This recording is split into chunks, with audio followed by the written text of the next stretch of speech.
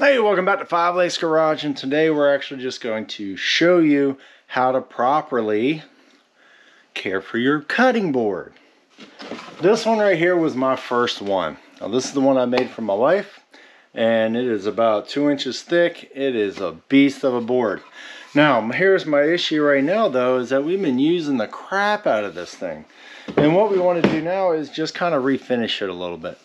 All we need to do is resand it, get rid of all the grooves, throw some more oil on it, wait until the next day, throw some wax on it, and you're good to go. It's very simple.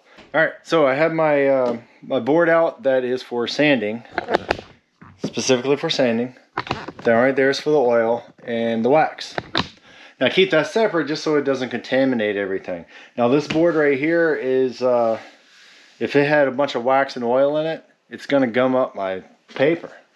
And I kind of like my paper.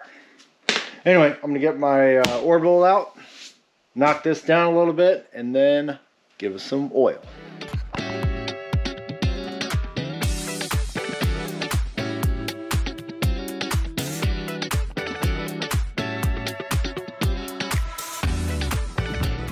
Alright, pretty much got all of the scratches out. Now, some of them were pretty darn deep. I guess I got some really sharp knives.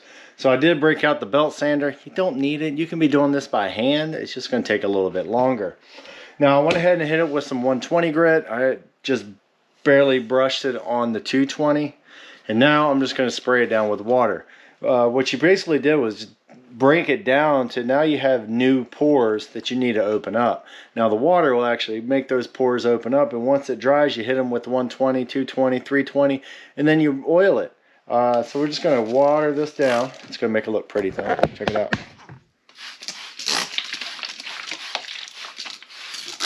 There you go.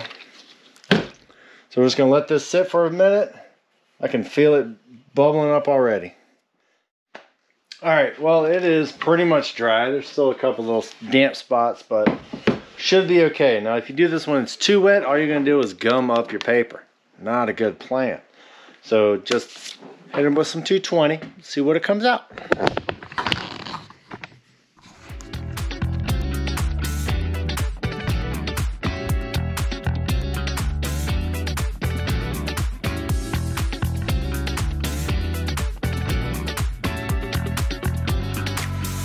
Alright, she is back to a silky smooth finish, as you can see, if you can.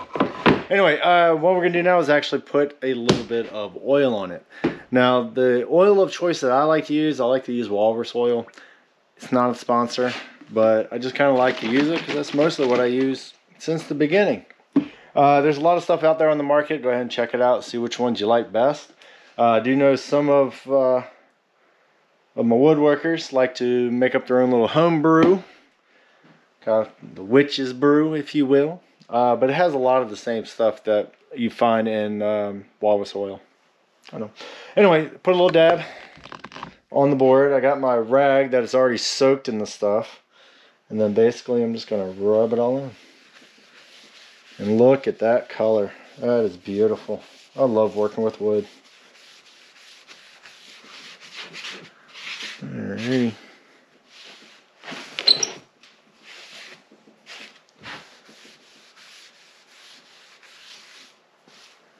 Bam!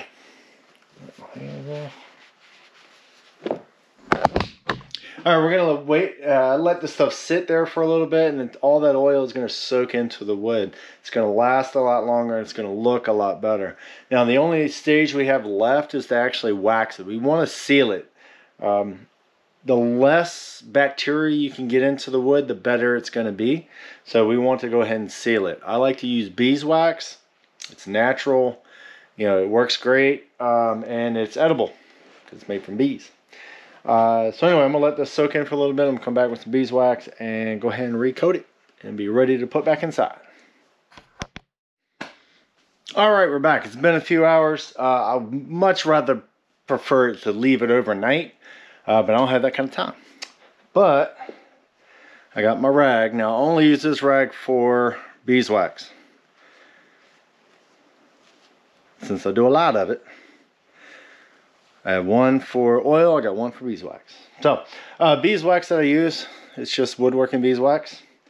Works great. As you can tell, I use a lot of it.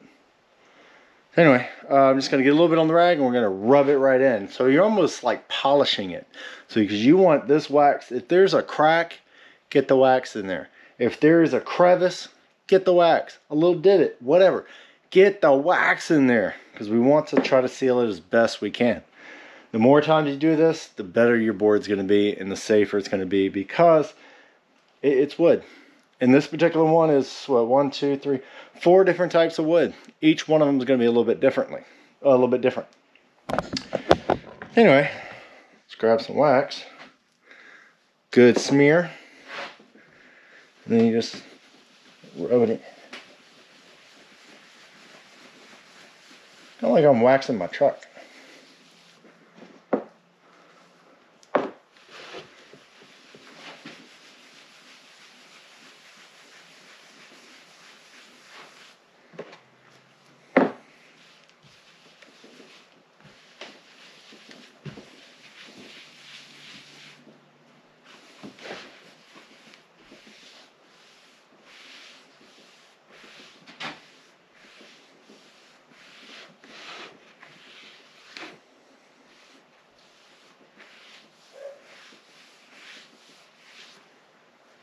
There we go. Alright, so this side here, one we just got finished with, right? Nice and pretty, nice and flat, oiled, greased, waxed, everything. That's what it looked like initially. A, B. I haven't done that side yet, but I just kind of wanted to show you what we're trying to do. Excuse me. Now, you don't have to sand it all the way down to get rid of all the scratches. You could just do a light little scuff, hit it with some water, get all those pores up there, hit it again to make it smooth, and then sand it one more time. And like I said, you don't have to take it all the way down to all the bare marks. Put some oil on it, let it soak for a little while. Overnight will be preferable. And then also put some beeswax on there. And then your cutting board is practically brand new at this point. So hopefully this kind of helped you. If you buy one of the boards, this is how you can actually kind of to preserve it and keep it going forever. Anyway, if you have any issues with it, give me a call. We'll see what we can do. Anyway, take it easy, have fun, and get out there and refinish your board. Make it new again.